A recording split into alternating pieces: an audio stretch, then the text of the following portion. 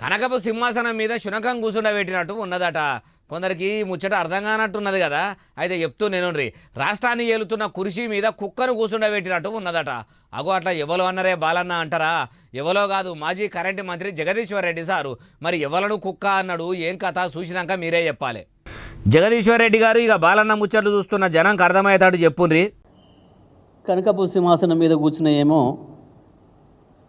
ప్రతిపక్షాలను కరుస్తున్నాయి. అంతకుమించి ఏం జరుగుతలేదు ఈ రాష్ట్రంలో. వీధి కుక్కలేమో ప్రజలను కరుస్తున్నాయి, పిల్లల్ని పెద్దల్ని చూడకుండా. ఇక్కడ కనకపు సింహాసనాల మీద కూర్చున్నాయేమో ఏంది ఇది అని అడిగితే ప్రతిపక్షాలను కరుస్తున్నాయి. ఇన్నరా కరెంటు మంత్రి జగదీశ్వర్ రెడ్డి సార్ ఇట్లా అంటున్నాడు.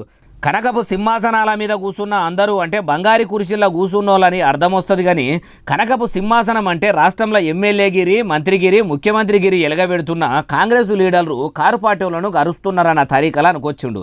అయ్యా, అధికారంలో ఉన్నప్పుడు మీ బీఆర్ఎస్ పార్టీలు చేయి పార్టీల మీదకి తలుగు తెంపుకున్నట్టు ఎగబడలేదా?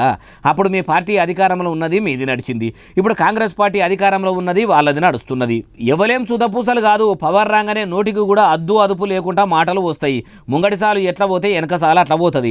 అంతేందుకు తెలంగాణకు కావలి కుక్కగా మాజీ ముఖ్యమంత్రి సారు ఉంటా అన్నాడు. కుక్క లెక్కనే కావలి ఉన్నాడా? ఉంటే అన్నిగానం గోసలు తెలంగాణ ప్రజలు ఎందుకు పడిరి?